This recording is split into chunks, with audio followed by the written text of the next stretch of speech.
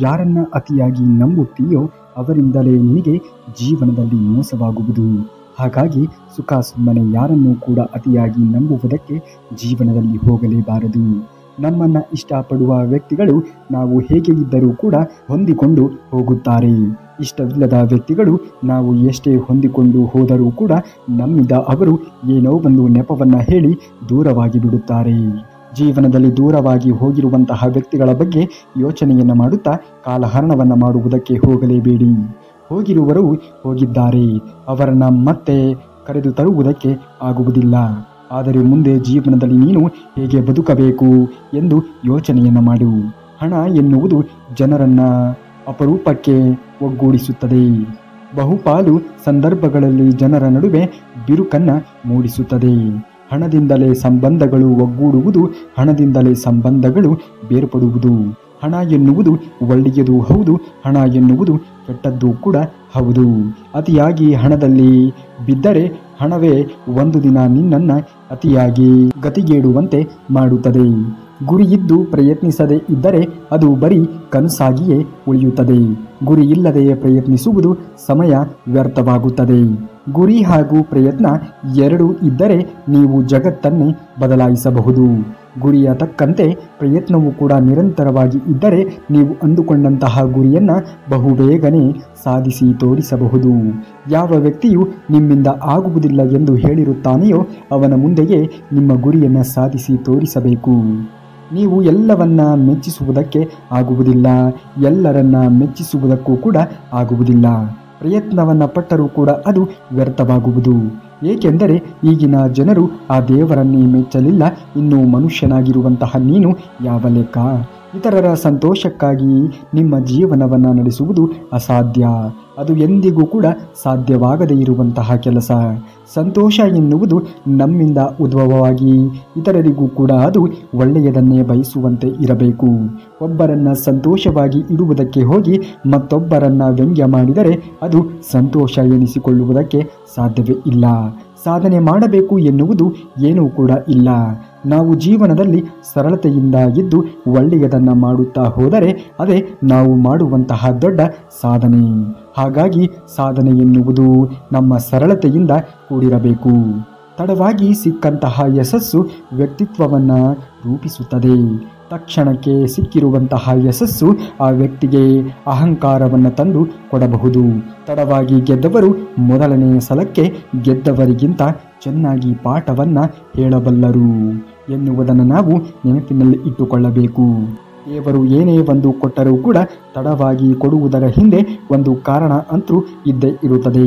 ತಡ ಆಗುವುದರ ಹಿಂದೆ ಅದ್ಭುತಗಳೇ ನಡೆಯುತ್ತವೆ ಎನ್ನುವ ಮಾತಿಗೆ ಅನುಗುಣವಾಗಿ ದೇವರು ನಮ್ಮ ಜೀವನದಲ್ಲಿ ಯಶಸ್ಸನ್ನು ಕರುಣಿಸುವ ಮುಂದೆ ಹಲವಾರು ರೀತಿಯ ಕಾರಣಗಳು ಇರಬಹುದು. ನಾವು ಹೇಳಿದ್ದೇ ಸರಿ ಎಂದು ವಾದವನ್ನು ಮಾಡುವವರ ಹತ್ತಿರ ನೀವು ಎಂದಿಗೂ ಕೂಡ ವಾದವನ್ನು ಮಾಡುವುದಕ್ಕೆ ಹೋಗಲೇಬಾರದು. ಅವರು ನಿಮ್ಮ ಅಭಿಪ್ರಾಯ ಒಪ್ಪುವುದೇ ಇಲ್ಲ. ಅವರು ನಿಲುವುಗಳನ್ನು ಬದಲಿಸಲು ಯಾರಿಂದಲೂ ಕೂಡ ಸಾಧ್ಯವೇ ಇಲ್ಲ. ಇಂಥವರ ಜೊತೆ ಮಾತನಾಡಿದರೆ ನಮ್ಮ ಸಮಯ ಎನ್ನುವುದು, ನಮ್ಮ ಸಂಬಂಧ ಎನ್ನುವುದು ಹಾಳಾಗುವುದು. ಹಾಗಾಗಿ ಅಂಥವರ ಮಾತಿಗೆ ಆಗಲಿ, ಅಂಥವರ ಹತ್ತಿರವೇ ಆಗಲಿ ನೀವು ವಾದವನ್ನು ಮಾಡುವುದಕ್ಕೆ ಹೋಗಲೇಬಾರದು. ಯಾರಾದರೂ ಮೋಸವನ್ನು ಮಾಡಿ ಹೋದಾಗ ಅಥವಾ ನೀವೇ ಮೋಸ ಹೋದಾಗ ಆ ವ್ಯಕ್ತಿಯು ಅಸಮಾಧಾನಗೊಳ್ಳುವುದು ಹಣವನ್ನು ಕಳೆದುಕೊಂಡಿದ್ದಕ್ಕಾಗಿ ಅಲ್ಲ, ಬದಲಿಗೆ ಅವರನ್ನು ಯಾರಾದರೂ ಮೋಸಗೊಳಿಸುವಷ್ಟು ಮೂರ್ಖರಾಗಿದ್ದೇನೆ ಎಂದು ಅರಿತುಕೊಂಡಾಗ. ನೊಣಗಳು ಸುಂದರವಾಗಿರುವಂತಹ ಇಡೀ ದೇಹವನ್ನು ಬಿಟ್ಟು ಗಾಯದ ಮೇಲೆ ಹೇಗೆ ಕುಳಿತುಕೊಳ್ಳುವ ಹಾಗೆ ಕೆಲವರು ನಮ್ಮಲ್ಲಿ ಇರುವಂತಹ ಸದ್ಗುಣಗಳನ್ನು ತಳ್ಳಿ ಹಾಕಿ ಲೋಪದೋಷಗಳನ್ನು ಮಾತ್ರ ಹುಡುಕುತ್ತಾರೆ. ಅಂಥವರಿಗೆ ಎಂಥ ರೀತಿಯ ಸದ್ಗುಣಗಳು ಒಳಗೊಂಡಿರುವಂತಹ ವ್ಯಕ್ತಿಯೇ ಆಗಿದ್ದರೂ ಕೂಡ ಅದು ಕಣ್ಣಿಗೆ ಕಾಣುವುದಿಲ್ಲ. ಕೇವಲ ಕೆಲವೊಂದು ಸದ್ಗುಣಗಳನ್ನು ಹೊರತುಪಡಿಸಿ ಕೆಲವೊಂದು ದುಷ್ಗುಣಗಳನ್ನು ಮಾತ್ರ ನೋಡುತ್ತಾರೆ. ಮರದ ಮೇಲೆ ಕುಳಿತಿರುವಂತಹ ಹಕ್ಕಿಗೆ ಕೊಂಬೆ ಮುರಿದು ಬೀಳುವ ಭಯವೂ ಇರುವುದಿಲ್ಲ. ಏಕೆಂದರೆ ಅದು ನಂಬಿರುವುದು ತನ್ನ ರೆಕ್ಕೆಗಳನ್ನೇ ಹೊರತು ಕೊಂಬೆಗಳನ್ನು ಅಲ್ಲ. ಹಾಗೆಯೇ ನಮ್ಮ ಸಾಮರ್ಥ್ಯದ ಮೇಲೆ ನಮಗೆ ಸದಾ ಆತ್ಮವಿಶ್ವಾಸ, ನಂಬಿಕೆ ಎನ್ನುವುದು ಇರಬೇಕು. ಇತರರ ಮೇಲೆ ನಂಬಿಕೆಯನ್ನು ಇಟ್ಟು ನಾವು ಬದುಕಿನಲ್ಲಿ ಜಯವನ್ನು ಸಾಧಿಸುತ್ತೇವೆ ಎಂದು ಹೋದರೆ ಅದು ಖಂಡಿತವಾಗಿಯೂ ಕೂಡ ಸಾಧ್ಯವೇ ಇಲ್ಲ. ಇತರರ ಮೇಲೆ ಇರುವಂತಹ ನಂಬಿಕೆ ನಿಮಗೆ ನಿಮ್ಮ ಮೇಲೆ ಇರಬೇಕು. ನಿಮ್ಮ ಆತ್ಮವಿಶ್ವಾಸದ ಮೇಲೆ ನಿಮಗೆ ನಂಬಿಕೆ ಎನ್ನುವುದು ಇರಬೇಕು. ಹಣ, ಸಂಪತ್ತು, ಗೆಳೆತನ, ಬಾಂಧವ್ಯ ಇವೆಲ್ಲವನ್ನ ಕಳೆದರೂ ಕೂಡ ಬದುಕಬಹುದು. ಆದರೆ ನೆನಪಿನಲ್ಲಿ ಇಟ್ಟುಕೊಳ್ಳಿ, ನಿನ್ನನ್ನೇ ನೀನು ಕಳೆದುಕೊಂಡರೆ ಬದುಕುವುದು ಸ್ವಲ್ಪ ಕಷ್ಟವೇ. ನಿಮ್ಮ ಕೆಲಸಕ್ಕೆ ನೀವು ತಲೆ ಬಾಗಿದರೆ ಬೇರೆ ಯಾರಿಗೂ ಕೂಡ ತಲೆ ಬಾಗುವಂತಹ ಅವಶ್ಯಕತೆ ಇರುವುದಿಲ್ಲ. ಅದೇ ನಿಮ್ಮ ಕೆಲಸವನ್ನು ನೀವು ಕಡೆಗಣಿಸಿದರೆ ಎಲ್ಲರಿಗೂ ಕೂಡ ತಲೆಬಾಗಬೇಕಾಗುತ್ತದೆ. ಹಾಗಾಗಿ ನೀವು ಯಾವ ಕೆಲಸವನ್ನು ಮಾಡುತ್ತಾ ಇದ್ದೀರಿಯೋ ಅದರ ಮೇಲೆ ನಿಮಗೆ ಆತ್ಮವಿಶ್ವಾಸ ಎನ್ನುವುದು ಇರಲಿ, ನಂಬಿಕೆ ಎನ್ನುವುದು ಇರಲಿ. ಆಗ ಇತರರ ಮುಂದೆ ಕೈ ಚಾಚುವಂತಹ ಪ್ರಸಂಗವೇ ಉದ್ಭವ ಆಗುವುದಿಲ್ಲ. ಮನುಷ್ಯ ಮುಹೂರ್ತ ಇಲ್ಲದೆ ಹುಟ್ಟುತ್ತಾನೆ, ಸಾಯುತ್ತಾನೆ. ಆದರೂ ಕೂಡ ಜೀವನ ಪರ್ಯಂತ ಮುಹೂರ್ತದ ಬೆನ್ನಿಗೆ ಹತ್ತಿ ಹೋಗುತ್ತಾನೆ. ಸತ್ಯ ಅಲ್ಲವೇ? ತೊಂದರೆ ಬಂದಾಗ ಪ್ರಾಮಾಣಿಕವಾಗಿ ಇರಿ. ಹಣ ಬಂದಾಗ ಸರಳವಾಗಿ ಇರುವುದನ್ನು ಜೀವನದಲ್ಲಿ ಕಲಿಯಬೇಕು. ಅಧಿಕಾರ ನಮಗೆ ಸಿಕ್ಕಾಗ ನಾವು ವಿನಯದಿಂದ ಇರುವುದನ್ನು ಕಲಿಯಬೇಕು ಮತ್ತು ಕೋಪಗೊಂಡಾಗ ಶಾಂತವಾಗಿ ಇರುವುದನ್ನು ನಾವು ಕಲಿಯಬೇಕು. ಇದನ್ನೇ ಜೀವನದ ನಿರ್ವಹಣೆ ಎಂದು ಹೇಳುತ್ತಾರೆ. ಈ ಜೀವನದ ನಿರ್ವಹಣೆಯನ್ನು ನೀವು ಅಳವಡಿಸಿಕೊಂಡಾಗ ನಿಮ್ಮ ಜೀವನದಲ್ಲಿ ಉದ್ಭವ ಆಗುವಂತಹ ಅನೇಕ ರೀತಿಯ ಸಮಸ್ಯೆಗಳಿಂದ ನೀವು ದೂರನೇ ಇರಬಹುದು. ಯಾರು ನಿಮಗಾಗಿ ಕಾಯುತ್ತಾರೆಯೋ ಅವರಿಗಾಗಿ ಬದುಕಿ. ಯಾರು ನಿಮಗಾಗಿ ಅಳುತ್ತಾರೆಯೋ ಅವರನ್ನು ನಗಿಸಿ. ಯಾರು ನಿಮಗಾಗಿ ಪ್ರತಿ ಕ್ಷಣವೂ ಕೂಡ ಹಂಬಲಿಸುತ್ತಾರೆಯೋ ಅವರನ್ನು ಪ್ರೀತಿಸಿ. ಮನುಷ್ಯನು ಪ್ರೀತಿಸುವುದನ್ನು ಕಲಿಯಬೇಕು. ಪ್ರೀತಿಗೆ ಪ್ರತೀಕವಾಗಿ ಪ್ರೀತಿಯೇ ತಾನೇ ಸಿಗುವುದು. ಚಿಂತೆ ಎಂದರೆ ತೊಂದರೆಗೆ ಮುಂಚಿತವಾಗಿ ಪಾವತಿಸುವಂತಹ ಬಡ್ಡಿ. ಆದ್ದರಿಂದ ನಿಮ್ಮ ಭವಿಷ್ಯಕ್ಕಾಗಿ ಎಂದಿಗೂ ಕೂಡ ಚಿಂತಿಸಲೇಬೇಡಿ. ನಿಮ್ಮ ಪ್ರಸ್ತುತವನ್ನು ಆನಂದಿಸಿ. ಅಸಾಧಾರಣವಾಗಿರುವಂತಹ ದಿನಗಳನ್ನು ಹೊಂದಿರಿ. ಖಂಡಿತವಾಗಿಯೂ ಕೂಡ ನೀವು ನಿಮ್ಮ ಪ್ರಸ್ತುತವಾಗಿರುವಂತಹ ದಿನಗಳನ್ನು ಸರಿಯಾದ ರೀತಿಯಲ್ಲಿ ಸದುಪಯೋಗ ಮಾಡಿಕೊಂಡಾಗ ನೀವು ಅಂದುಕೊಂಡಂತಹ ಭವಿಷ್ಯವು ಕೂಡ ಖಂಡಿತವಾಗಿಯೂ ಕೂಡ ನೆರವೇರುತ್ತದೆ. ತಿಳಿಯುವಿಕೆಗಿಂತ ನಡವಳಿಕೆಗೆ ತುಂಬ ಮುಖ್ಯ. ಏಕೆಂದರೆ ಕೆಲವೊಮ್ಮೆ ತಿಳುವಳಿಕೆ ಸೋಲಬಹುದು, ಆದರೆ ಉತ್ತಮವಾಗಿರುವಂತಹ ನಡವಳಿಕೆ ಎಂದಿಗೂ ಕೂಡ ಸೋಲುವುದೇ ಇಲ್ಲ. ದುಡ್ಡನ್ನು ನಾವು ಇವತ್ತಲ್ಲ ನಾಳೆ ಸಂಪಾದಿಸಬಹುದು, ಆದರೆ ಯಾವಾಗಲೂ ಕೂಡ ನಮ್ಮ ಜೊತೆಗೆ ನಿಲ್ಲುವಂತಹ ವ್ಯಕ್ತಿಯನ್ನು ಕಳೆದುಕೊಂಡರೆ ಸಂಪಾದನೆ ಮಾಡುವುದಕ್ಕೆ ಸಾಧ್ಯವೇ ಇಲ್ಲ. ಅಂತಹ ವ್ಯಕ್ತಿಗಳು ನಿಮ್ಮ ಜೀವನದಲ್ಲಿ ಇದ್ದರೆ ಅಂಥವರನ್ನು ಎಂದಿಗೂ ಕೂಡ ನೀವು ಕಳೆದುಕೊಳ್ಳಬೇಡಿ. ನಿನ್ನ ಜೀವನದ ಉದ್ದಕ್ಕೂ ಕೂಡ ಪದೇ ಪದೇ ಕಷ್ಟಗಳೇ ಬರುತ್ತಿವೆ ಅಂದರೆ ನಿನ್ನ ಹಣೆ ಬರಹ ಸರಿಯಿಲ್ಲ ಅಂತ ಅಲ್ಲವೇ ಅಲ್ಲ. ನಿನ್ನ ಮುಂದಿನ ಜೀವನವು ತುಂಬ ಒಳ್ಳೆಯ ಭವಿಷ್ಯ ಎನ್ನುವುದು ರೂಪಿತವಾಗುತ್ತದೆ ಎನ್ನುವಂತಹ ಸಂದೇಶ ಅದರಿಂದ ನಿನಗೆ ಗೊತ್ತಾಗಬೇಕು. ಪ್ರಯತ್ನಗಳಲ್ಲಿ ಸೋಲಾದರೆ ಪರವಾಗಿಲ್ಲ, ಆದರೆ ಪ್ರಯತ್ನಗಳನ್ನೇ ಪಡದೇ ಇರುವುದು ಜೀವನದಲ್ಲಿ ನಾವು ಮಾಡುವಂತಹ ದೊಡ್ಡ ಸೋಲಾಗುತ್ತದೆ. ಹಾಗಾಗಿ ಮೊದಲು ಸೋಲೋ ಗೆಲುವೋ, ಮೊದಲು ಪ್ರಯತ್ನವನ್ನು ಪಡುವುದನ್ನು ಮನುಷ್ಯ ಕಲಿಯಬೇಕು. ನಡೆದಷ್ಟು ದಾರಿ ಎನ್ನುವುದು ಸಿಗುತ್ತದೆ, ಪಡೆದಷ್ಟು ಭಾಗ್ಯ ಎನ್ನುವುದು ಬರುತ್ತದೆ. ಅಗತ್ಯವಾಗಿ ಇದ್ದಾಗ ಬರುವವರನ್ನು ಎಂದೂ ಕೂಡ ನಂಬಲೇಬೇಡ. ಬೇಕಾದಾಗ ಬರುವವರ ಹಿಂದೆ ಎಂದಿಗೂ ಕೂಡ ಹೋಗಲೇಬೇಡ. ಬೇಡ ಅಂತ ನಿಮ್ಮನ್ನು ಬಿಟ್ಟು ಹೋದವರನ್ನು ನೆನಪಿಸಿಕೊಳ್ಳಲೇಬೇಡ. ಕೊರಗಬೇಡ. ನಿನ್ನ ನಂಬಿ ಬಂದವರನ್ನ ಕೊನೆಯವರೆಗೂ ಕೂಡ ಎಂದಿಗೂ ಅವರ ಕೈಯನ್ನು ನೀನು ಬಿಡಲೇಬೇಡ. ದೂರ ದೂರ ನಾಟಿ ಮಾಡಿರುವಂತಹ ಸಸಿಗಳು ಕೂಡ ಬೆಳೆಯುತ್ತಾ ಇದ್ದಂತೆ ಹತ್ತಿರವಾಗುತ್ತದೆ, ಆದರೆ ಮನುಷ್ಯರು ಬೆಳೆಯುತ್ತಾ ಇದ್ದಂತೆ ಅವರ ಮನಸ್ಸುಗಳು ದೂರವಾಗುತ್ತಾ ಹೋಗುತ್ತವೆ. ಇದೇ ಸಸಿಗಳಿಗೂ ಮತ್ತು ಮನುಷ್ಯರಿಗೆ ಇರುವಂತಹ ವ್ಯತ್ಯಾಸ. ಒಳ್ಳೆಯ ಮುಖಗಳ ಪರಿಚಯ ಎಷ್ಟಾದರೂ ಕೂಡ ಸಿಗಬಹುದು, ಆದರೆ ಒಳ್ಳೆಯ ಮನಸ್ಸು ಇರುವವರ ಪರಿಚಯ ಸಿಗುವುದು ನಮ್ಮ ಅದೃಷ್ಟದಿಂದ ಮಾತ್ರ ಸಾಧ್ಯವಾಗುವುದು. ಒಂದು ವೇಳೆ ನಿಮ್ಮ ಜೀವನದಲ್ಲಿ ಒಳ್ಳೆಯ ಮನಸ್ಸು ಇರುವಂತಹ ವ್ಯಕ್ತಿಗಳು ಸಿಕ್ಕರೆ ಅಂಥವರನ್ನ ಎಂದಿಗೂ ಕೂಡ ಕಳೆದುಕೊಳ್ಳಲೇಬೇಡಿ. ಬದುಕು ನಿಧಾನವಾಗಿ ಪಾಠವನ್ನು ಕಲಿಸುತ್ತದೆ. ನಿನ್ನ ತನವನ್ನು ಅಡವಿಟ್ಟು ಯಾರನ್ನೂ ಕೂಡ ನೀನು ಪ್ರೀತಿಸುವಂತಹ ಅಗತ್ಯ ಇಲ್ಲ. ಏಕೆಂದರೆ ಇಲ್ಲಿ ಯಾರೂ ಕೂಡ ಯಾರಿಗೂ ಅನಿವಾರ್ಯ ಅಲ್ಲವೇ ಅಲ್ಲ. ಇದನ್ನು ನೀನು ಅರಿತು ಜೀವನವನ್ನು ಮಾಡುವುದನ್ನು ಕಲಿಯಬೇಕು. ನಾಳೆ ನೀನು ಹೋದಾಗ ಯಾರೂ ಕೂಡ ನಿನ್ನ ಬೆನ್ನಿಗೆ ಬರುವುದಿಲ್ಲ, ನೀನು ಇದ್ದಾಗಲೂ ಕೂಡ ಯಾರೂ ಕೂಡ ಬರುವುದಿಲ್ಲ. ಆದರೆ ನಿನ್ನಿಂದ ಏನಾದರೂ ತಪ್ಪಾದಾಗ ಖಂಡಿತವಾಗಿಯೂ ನಾ ಮುಂದೆ ಎಂದು ಬರುತ್ತಾರೆ. ಅರಿತುಕೊಳ್ಳದ ಮನಸ್ಸುಗಳ ಮುಂದೆ ನಾವು ಎಷ್ಟೇ ಅರಚಿಕೊಂಡರೂ ಕೂಡ ಪ್ರಯೋಜನ ಆಗುವುದೇ ಇಲ್ಲ. ನಮ್ಮನ್ನು ಅರಿತುಕೊಳ್ಳುವವರು ನಾವು ಮೌನವಾಗಿ ಇದ್ದರೂ ಕೂಡ ಅರಿತುಕೊಳ್ಳುತ್ತಾರೆ. ಅಂಥವರ ಬಗ್ಗೆ ನಾವು ಯೋಚನೆಯನ್ನು ಮಾಡಬೇಕು. ಒಬ್ಬರನ್ನ ನಂಬಿಸಿ ಮೋಸವನ್ನ ಮಾಡಿ ಗೆದ್ದೆ ಎಂದು ಮೆರೆಯಲೇಬಾರದು. ನಿನ್ನ ಅಂತ್ಯ ಎನ್ನುವುದು ಸರ್ವನಾಶ ನಿನ್ನಿಂದಲೇ. ಆ ಒಂದು ದಿನ ನಿನ್ನ ಗ್ರಹಚಾರ ಎಷ್ಟೇ ಗಟ್ಟಿಯಾಗಿ ಇದ್ದರೂ ಕೂಡ ನಿನ್ನನ್ನು ಪಾತಾಳಕ್ಕೆ ತಳ್ಳುತ್ತದೆ. ಗಂಗೆಯಲ್ಲಿ ನಾವು ಸ್ನಾನವನ್ನ ಮಾಡಿದ ತಕ್ಷಣ ನಮ್ಮ ಪಾಪಗಳು ಕಳೆದು ಹೋಗುವುದಿಲ್ಲ. ಮನಸ್ಸಿನಲ್ಲಿ ಹುಟ್ಟುವಂತಹ ಯೋಚನೆಗಳು ಇನ್ನೊಬ್ಬರಿಗೆ ಕೆಟ್ಟದ್ದನ್ನು ಬಯಸಿದರೆ ನೀನು ಖಂಡಿತವಾಗಿಯೂ ಸರ್ವನಾಶವಾಗುತ್ತೀಯ. ಮೋಸಕ್ಕೆ ಮೋಸವನ್ನೇ ಉತ್ತರವನ್ನಾಗಿ ಉತ್ತರ ಕೊಟ್ಟೇ ಕೊಡುತ್ತೇನೆ ಎಂದು ಹೇಳುತ್ತಾನೆ ಆ ಭಗವಂತ. ಹಾಗಾಗಿ ಇತರರಿಗೆ ನೀವು ಒಳ್ಳೆಯದನ್ನು ಮಾಡಿದಾಗ ನಿಮಗೂ ಕೂಡ ಒಳ್ಳೆಯದೇ ಆಗುತ್ತದೆ ಇತರರಿಂದ. ಇತರರಿಗೆ ನೀವೇ ಕೆಟ್ಟದ್ದನ್ನು ಮಾಡಿ ಒಳ್ಳೆಯದನ್ನು ಮಾಡು ದೇವರೇ ಎಂದು ದೇವರ ಬಳಿಯಲ್ಲಿ ಬೇಡಿಕೊಂಡರೆ ಏನು ತಾನೇ ಪ್ರಯೋಜನವಾದೀತು? ನಿನ್ನನ್ನು ತುಳಿದವರೇ ಮುಂದೊಂದು ದಿನ ನಿನ್ನ ಕಾಲನ್ನು ಹಿಡಿಯುವುದು ಬೇಡಿಕೊಳ್ಳುವಂತಹ ಸಮಯವೂ ಕೂಡ ಬಂದೇ ಬರುತ್ತದೆ. ತಾಳ್ಮೆಯಿಂದ ಇರು. ಒಳ್ಳೆಯವರಿಗೆ ಯಾವಾಗಲೂ ಕೂಡ ಒಳ್ಳೆಯದೇ ಆಗುತ್ತದೆ. ಆ ಕ್ಷಣಕ್ಕೆ ಕೆಟ್ಟದ್ದು ಆದರೂ ಕೂಡ ಜೀವನ ಪರ್ಯಂತ ಒಳ್ಳೆಯ ಸಮಯ ನಿಮ್ಮ ಜೀವನದಲ್ಲಿ ಬಂದೇ ಬರುತ್ತದೆ. ತಾಳ್ಮೆ ಎನ್ನುವುದು ಇರಲಿ.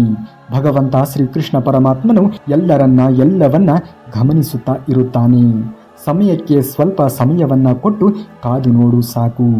ಅವರವರ ಕರ್ಮ ಅವರಿಗೆ ತಟ್ಟಲೇಬೇಕು. ನಿನ್ನನ್ನು ನಂಬಿಸಿ ಮೋಸ ಮಾಡಿದವರೇ ಮೋಸ ಹೋಗುತ್ತಾರೆ. ಕಾದು ನೋಡಬೇಕು. ಕರ್ಮ ಹೇಗೆ ತಿರುಗಿ ಒಡೆಯುತ್ತದೆ ಎನ್ನುವುದನ್ನು ಹೇಳುವುದಕ್ಕೆ ಸಾಧ್ಯವೇ ಇಲ್ಲ. ಅವರು ಮಾಡಿರುವಂತಹ ಕರ್ಮಕ್ಕೆ ತಕ್ಕ ರೀತಿಯ ಪ್ರಾಯಶ್ಚಿತವನ್ನು ಅವರು ಈ ಜನ್ಮದಲ್ಲಿಯೇ ಅನುಭವಿಸಬೇಕು. ಸೋಲು ಎನ್ನುವುದು ಶಾಶ್ವತ ಅಲ್ಲವೇ ಅಲ್ಲ. ಬೀಳುವುದು ಸೋಲಲ್ಲ. ಬಿದ್ದ ಮೇಲೆಯೂ ಕೂಡ ಮೇಲೆ ಏಳದೇ ಇರುವುದು ಸೋಲು. ಕೆಳಗೆ ಉರುಳುವುದು ಅತಿ ದೊಡ್ಡ ಸೋಲು. ಸೋತ ನಂತರ ಹೊಸ ಅಧ್ಯಾಯ ಆರಂಭಿಸಲು ಯಾವ ಮುಹೂರ್ತವೂ ಕೂಡ ಬೇಡ, ಯಾವ ನೆನಪು ಕೂಡ ಬೇಡ. ಸೋಲೆ ಗೆಲುವಿನ ಸೋಪಾನ. ಇದನ್ನು ಎಂದಿಗೂ ಕೂಡ ನೀವು ಜೀವನದಲ್ಲಿ ಮರೆಯಲೇಬೇಡಿ. ಸೋಲಾಗುವುದು ಒಂದು ರೀತಿಯಲ್ಲಿ ನೋಡಿದಾಗ ಒಳ್ಳೆಯದಕ್ಕೆ ಎಂದು ಪರಿಭಾವಿಸಬೇಕು. ಸೋಲೆ ನಮ್ಮ ಜೀವನವನ್ನು ರೂಪಿಸುವುದು. ಸೋಲಿನಿಂದಲೇ ಮನುಷ್ಯನಿಗೆ ತನ್ನವರು ಯಾರು ಎನ್ನುವಂತಹ ಸತ್ಯ ಅರಿವಾಗುವುದು. ಜೀವನದಲ್ಲಿ ಮೊದಲು ನಾವು ಕೆಟ್ಟ ವ್ಯಕ್ತಿಗಳನ್ನು ನಂಬಿ ಮೋಸ ಹೋಗುತ್ತೇವೆ. ನಂತರ ಎಷ್ಟೇ ಒಳ್ಳೆಯ ವ್ಯಕ್ತಿಗಳು ಸಿಕ್ಕಾಗಲೂ ಕೂಡ ಅವರನ್ನು ನಂಬುವುದೋ ಬಿಡುವುದೋ ಎನ್ನುವಂತಹ ಚಿಂತೆಗೆ ಒಳಗಾಗುತ್ತೇವೆ. ಏಕೆಂದರೆ ಕೆಟ್ಟ ವ್ಯಕ್ತಿಗಳನ್ನು ನಂಬಿ ನಾವು ಆ ರೀತಿಯ ದುಷ್ಪರಿಣಾಮವನ್ನು ನಮ್ಮ ಜೀವನದಲ್ಲಿ ಅನುಭವಿಸಿ ಇರುತ್ತೇವೆ. ನಂಬಿಕೆ ಸಂಬಂಧಗಳಲ್ಲಿ ಒಂದು ದಾರದ ರೀತಿ. ಅದು ಒಮ್ಮೆ ಕಿತ್ತು ಹೋದರೆ ಮತ್ತೆ ಗಂಟು ಹಾಕಬಹುದು. ಆದರೆ ಮೊದಲಿನ ಹಾಗೆ ನೇರವಾಗಿ ಆ ದಾರ ಇರುವುದೇ ಇಲ್ಲ. ಆ ಸಂಬಂಧವೂ ಕೂಡ ಇರುವುದಿಲ್ಲ. ಆ ಸಂಬಂಧವೇ ಆಗಲಿ ಆ ದಾರವೇ ಆಗಲಿ ಗಂಟು ಗಂಟಾಗಿಯೇ ಇರುತ್ತದೆ. ಮೊದಲಿನ ರೀತಿಯ ಮನಸ್ಸು ಎನ್ನುವುದು ಯಾರ ಬಳಿಯಲ್ಲೂ ಕೂಡ ಇರುವುದಿಲ್ಲ. ಹಾಗಾಗಿ ಸಂಬಂಧಗಳನ್ನು ಇದ್ದಾಗಲೇ ಜೋಪಾನ ಮಾಡಿಕೊಳ್ಳುವುದನ್ನು ಕಲಿಯಬೇಕು. ಚಿಕ್ಕ ಪುಟ್ಟ ಮನಸ್ತಾಪಗಳು ಬರುವುದು ಸಹಜ. ಆದರೆ ಆ ಮನಸ್ತಾಪಗಳನ್ನು ಬದಿಗೆ ಒತ್ತಿ ಮುಂದೆ ನಡೆಯುವುದು ಆ ಸಂಬಂಧಗಳನ್ನು ಮತ್ತಷ್ಟು ಗಟ್ಟಿಗೊಳ್ಳುವ ಹಾಗೆ ಮಾಡುತ್ತದೆ. ಭಯಪಟ್ಟು ಕುಳಿತುಕೊಂಡರೆ ಬದುಕುವುದು ಅಸಾಧ್ಯ. ತಪ್ಪೋ ಸರಿಯೋ ಹೆಜ್ಜೆಯನ್ನು ಹಾಕಿ ನೋಡಬೇಕು. ಗೆದ್ದರೆ ಮುಂದಕ್ಕೆ ನಡೆಸುತ್ತದೆ, ಸೋತರೆ ಮುಂದೆ ನೀನು ಜೀವನದಲ್ಲಿ ಏನು ಮಾಡಬೇಕು ಎನ್ನುವಂಥದ್ದನ್ನು ಕಲಿಸುತ್ತದೆ. ಸೋಲಾಗುವುದು ಒಳ್ಳೆಯದೇ. ಯಾವತ್ತೂ ಕೂಡ ಕಾಯುತ್ತಾ ಯೋಚಿಸುತ್ತಾ ಕಾಲವನ್ನು ಕಳೆಯಬೇಡ. ಏಕೆಂದರೆ ಬದುಕು ಯೋಚನೆಗಿಂತಲೂ ಕೂಡ ವೇಗವಾಗಿ ಸಾಗುತ್ತದೆ. ಹಾಗಾಗಿ ಇಂದಿನ ಕೆಲಸವನ್ನು ಇವತ್ತೇ ಮಾಡಿ ಮುಗಿಸಬೇಕು. ಸಂತೋಷವಾಗಿ ಇದ್ದಾಗ ಆಶ್ವಾಸನೆಯನ್ನು ಎಂದಿಗೂ ಕೂಡ ಕೊಡಲೇಬೇಡಿ. ಕೋಪದಲ್ಲಿ ಇದ್ದಾಗ ಪ್ರತಿಕ್ರಿಯೆಯನ್ನು ನೀಡಬೇಡಿ. ದುಃಖದಲ್ಲಿ ಇದ್ದಾಗ ಯಾವುದೇ ರೀತಿಯ ನಿರ್ಧಾರಗಳನ್ನು ಕೈಗೊಳ್ಳಬೇಡಿ. ಇದು ಎಂದಿಗೂ ಕೂಡ ಆಗದೇ ಇರುವಂತಹ ಕೆಲಸ. ಯಾವುದೇ ಕೆಲಸವನ್ನು ಮಾಡಿದರೂ ಕೂಡ 10 ಬಾರಿ ಯೋಚನೆಯನ್ನು ಮಾಡಬೇಕು. ನಂಬಿಕೆ ಎನ್ನುವುದು 3 ಅಕ್ಷರಗಳು ಅಷ್ಟೇ. ಆದರೆ ಅದನ್ನು ಸಂಪಾದನೆಯನ್ನು ಮಾಡುವುದಕ್ಕೆ ತುಂಬ ಕಷ್ಟವಾಗುತ್ತದೆ. ಏಕೆಂದರೆ ಅದು ಹಣಕ್ಕಿಂತಲೂ ಕೂಡ ದುಬಾರಿಯಾಗಿರುವಂತಹ ವಸ್ತು.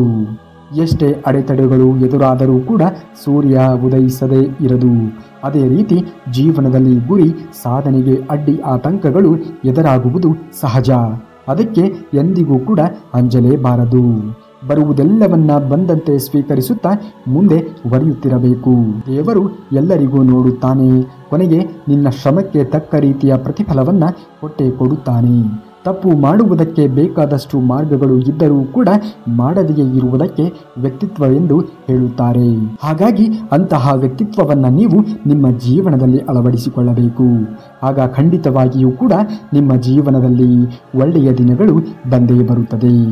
ನೊಂದವರ ಕಣ್ಣೀರನ್ನು ಒರೆಸುವುದಕ್ಕೆ ಸಮಯ ಹೇಗೆ ಕಾಯುತ್ತಾ ಇರುತ್ತದೆಯೋ ಹಾಗೆಯೇ ನೋಯಿಸಿದವರಿಗೂ ಕೂಡ ಶಿಕ್ಷೆಯನ್ನು ಕೊಡುವುದಕ್ಕೆ ಸಮಯವೂ ಕಾದೇ ಇರುತ್ತದೆ ಎನ್ನುವುದನ್ನು ನಾವು ಮರೆಯಲೇಬಾರದು. ನಾವು ಇತರರಿಗೆ ಒಳ್ಳೆಯದನ್ನು ಬಯಸಿದಾಗ ದೇವರು ನಮಗೂ ಕೂಡ ಒಳ್ಳೆಯದನ್ನು ಬಯಸುವವರನ್ನು ಸೃಷ್ಟಿ ಮಾಡಿರುತ್ತಾನೆ. ಕಾಲ ಯಾವಾಗಲೂ ಕೂಡ ಒಂದೇ ರೀತಿಯಾಗಿ ಇರುವುದಿಲ್ಲ. ನಿನ್ನನ್ನು ದಿನನಿತ್ಯ ಅಳಿಸುವವರಿಗೆ ಅಳುವಂತಹ ಸಮಯ ಬಂದೇ ಬರುತ್ತದೆ. ಸ್ವಲ್ಪ ಸಹನೆಯಿಂದ ಕಾದು ನೋಡಿ. ಜೀವನದಲ್ಲಿ ನಾವು ಎಷ್ಟೋ ಸಲ ಕೆಲವರಿಂದ ಮೋಸ ಹೋಗಿರಬಹುದು. ಆದರೆ ಅದಕ್ಕೆ ಕಾರಣ ಅವರ ಬುದ್ಧಿವಂತಿಕೆ ಅಲ್ಲವೇ ಅಲ್ಲ, ನಾವು ಅವರ ಮೇಲೆ ಇಟ್ಟಿರುವಂತಹ ನಂಬಿಕೆ. ನಂಬಿಕೆ ಎನ್ನುವುದು ಯೋಗ್ಯರ ಮೇಲೆ ಮಾತ್ರ ಇಡಬೇಕು. ಅಯೋಗ್ಯರ ಮೇಲೆ ಯಾವುದೇ ಕಾರಣಕ್ಕೂ ಕೂಡ ಇಡಲೇಬಾರದು. ಮನುಷ್ಯ ಬದುಕಿರುವಾಗಲೇ ಸಾಯುವ ಹಾಗೆ ಮಾಡುವಂತಹ ಎರಡು ಬಲವಾದ ಆಯುಧಗಳು ಅಂದರೆ ಒಂದು ಅವಮಾನ, ಇನ್ನೊಂದು ಅನುಮಾನ.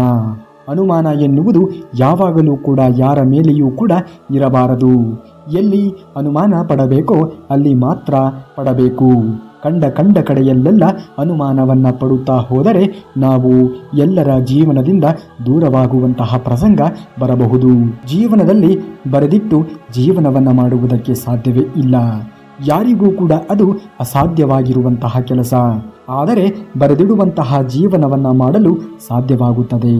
ಹಾಗಾಗಿ ಜೀವನವನ್ನು ನಾವು ಅಂದುಕೊಂಡ ರೀತಿಯಲ್ಲಿ ಬದುಕಬೇಕು ಅನ್ನುವುದೇ ಆದರೆ ಮೊದಲು ಅಂದುಕೊಂಡಂತಹ ಕೆಲಸವನ್ನು ಸಾಧಿಸಿ ತೋರಿಸುವುದಕ್ಕೆ ಇವತ್ತಿನಿಂದಲೇ ಪ್ರಯತ್ನವನ್ನು ಪಡುವುದನ್ನು ಕಲಿಯಬೇಕು. ದೊಡ್ಡ ದೊಡ್ಡ ಕನಸುಗಳನ್ನು ಕಾಣಿ. ಆ ಕನಸುಗಳನ್ನು ನನಸಾಗಿಸಲು ಪ್ರಾಮಾಣಿಕವಾಗಿರುವಂತಹ ಪ್ರಯತ್ನವನ್ನು ನಾವು ಮೊದಲು ಮಾಡಬೇಕು. ಪ್ರಯತ್ನ ಎನ್ನುವುದು ಅತಿಯಾದಾಗ ನಿನ್ನ ಹಣೆ ಬರಹವೇ ನಿನ್ನನ್ನು ಶಿರವಾಗಿ ಬಾಗುತ್ತದೆ. ಯಶಸ್ಸು ಬರುವ ಮಾರ್ಗಗಳು ಹತ್ತಿರವಲ್ಲ, ಆದರೆ ಪ್ರತಿದಿನವೂ ಕೂಡ ಒಂದು ಹೆಜ್ಜೆ ಹಾಕಿದರೆ ಯಾವ ಶಿಖರವನ್ನಾದರೂ ಕೂಡ ನಾವು ತಲುಪಬಹುದು. ಹೀಗಾಗಿ ಸಾಧನೆಗೆ ಶ್ರಮವೇ ಮೂಲಧಾನ. ಶ್ರಮಿಸಿ, ಕಲಿಯಿರಿ, ಬದಲಾವಣೆ ಅಂಗೀಕರಿಸಿ ಮತ್ತು ಸೋಲಿನಿಂದ ಹೆದರಲೇಬೇಡಿ. ನಾವು ಜೀವನದಲ್ಲಿ ಸೂರ್ಯನಂತೆ ಪ್ರಜ್ವಲಿಸಬೇಕಾದರೆ ಮೊದಲು ಸೂರ್ಯನಂತೆ ಉರಿಯಬೇಕು. ಉರಿತು ನಮ್ಮ ಜೀವನವನ್ನು ನಾವು ಗಟ್ಟಿಗೊಳಿಸಬೇಕು. ನಮ್ಮ ಜ್ವಾಲೆಗೆ ನಮ್ಮನ್ನು ಹೀಯಾಳಿಸಿದವರೇ ಬಲಿಯಾಗಬೇಕು ಹೊರತು ನಮ್ಮನ್ನು ಪ್ರಜ್ವಲಿಸುವಂತೆ ಮಾಡಿದವರು ಅಲ್ಲವೇ ಅಲ್ಲ. ನಾವು ಹೇಗೆ ಜೀವನದಲ್ಲಿ ಮೆಟ್ಟಿ ಎಲ್ಲ ಕಷ್ಟಗಳನ್ನು ನಮ್ಮನ್ನು ಹೀಯಾಳಿಸಿದವರ ಮುಂದೆ ಸಾಧನೆಯನ್ನು ಮಾಡಿ ತೋರಿಸಬೇಕು ಅನ್ನುವುದೇ ಆದರೆ ನಮ್ಮ ಬಗ್ಗೆ ಮಾತನಾಡುವುದಕ್ಕೂ ಕೂಡ ಮುಂದೆ ಅವರ ಯೋಗ್ಯತೆಯನ್ನು ಅವರು ನೋಡಿಕೊಳ್ಳಬೇಕು. ಆ ಮಟ್ಟಕ್ಕೆ ನಾವು ಬೆಳೆದು ತೋರಿಸಬೇಕು. ನಮಗೆ ಅವಮಾನ ಮಾಡಿದವರ ಮೇಲೆ ಸೇಡು ತೀರಿಸಿಕೊಳ್ಳುವಂತಹ ಯೋಗ್ಯ ದಿನ ಏನೆಂದರೆ ಅವರೆದುರೇ ಯಶಸ್ಸನ್ನು ಸಂಪಾದಿಸಿಕೊಂಡು ತಲೆ ಎತ್ತಿ ನಡೆಯುವುದು. ಪ್ರಯತ್ನದ ಕೊನೆಯ ಹಂತದವರೆಗೂ ಕೂಡ ನಾವು ಸೋತೆವು ಅನ್ನುವಂತೆ ಇಲ್ಲ. ಅಂತೆಯೇ ಯಶಸ್ಸು ನಮ್ಮದಾಗುವವರೆಗೆ ಅದೇ ಕೊನೆಯ ಪ್ರಯತ್ನ ಅನ್ನುವುದು ಬಾರದು. ಪ್ರಯತ್ನವನ್ನು ನಿರಂತರವಾಗಿ ಮಾಡಿ. ಖಂಡಿತವಾಗಿಯೂ ನಿಮ್ಮ ಪ್ರಯತ್ನಕ್ಕೆ ಪ್ರತಿಫಲ ಎನ್ನುವಂತೆ ಖಂಡಿತ ಸಿಕ್ಕೇ ಸಿಗುತ್ತದೆ. ಆ ದೇವರನ್ನು ನಂಬಿ. ದೇವರು ಒಳ್ಳೆಯ ದಾರಿಯನ್ನು ತೋರಿಸಿಯೇ ತೋರಿಸುತ್ತಾನೆ. ಆದರೆ ದೇವರ ಮೇಲೆ ನಂಬಿಕೆ ಇರಲಿ, ಅಪನಂಬಿಕೆ ಬೇಡ. ಯಾರನ್ನೂ ಕೂಡ ನಂಬಿ ನೀನು ಈ ಭೂಮಿಗೆ ಬಂದಿಲ್ಲ ಅನ್ನುವುದು ಎಷ್ಟು ಸತ್ಯವೋ ಯಾರೊಂದಿಗೂ ಕೂಡ ನೀನು ಹೋಗುವುದಿಲ್ಲ ಎನ್ನುವುದು ಕೂಡ ಅಷ್ಟೇ ಸತ್ಯ. ಹಾಗಾಗಿ ಜನರನ್ನು ಮೆಚ್ಚಿಸುವುದಕ್ಕಾಗಿ ನಿನ್ನ ಜೀವನವನ್ನು ಮಾಡಬೇಡ. ಜನರು ಹೇಗೆ ಇದ್ದರೂ ಕೂಡ ಮೆಚ್ಚುವುದಕ್ಕೆ ಸಾಧ್ಯವೇ ಇಲ್ಲ. ಇದನ್ನು ಅರಿತು ಜೀವನವನ್ನು ಮಾಡು. ನೀನು ಅಂದುಕೊಂಡಂತಹ ಎಲ್ಲ ಕೆಲಸಗಳು ನೆರವೇರಲಿ ಎಂದು ಪ್ರಾರ್ಥಿಸುತ್ತಾ, ನೀವೇನಾದರೂ ಶ್ರೀಕೃಷ್ಣ ಪರಮಾತ್ಮನ ಭಕ್ತರು ಆಗಿದ್ದರೆ ಈ ಕೂಡಲೇ ಈ ವಿಡಿಯೋಗೆ ಒಂದು ಲೈಕನ್ನು ಮಾಡಿ ಹಾಗೂ ಜೈ ಶ್ರೀಕೃಷ್ಣ ಪರಮಾತ್ಮ ಎಂದು ಕಮೆಂಟನ್ನು ಮಾಡಿ. ಇನ್ನು ಮುಂದಿನ ವಿಡಿಯೋದಲ್ಲಿ ಸಿಗುವವರೆಗೂ ಧನ್ಯವಾದ.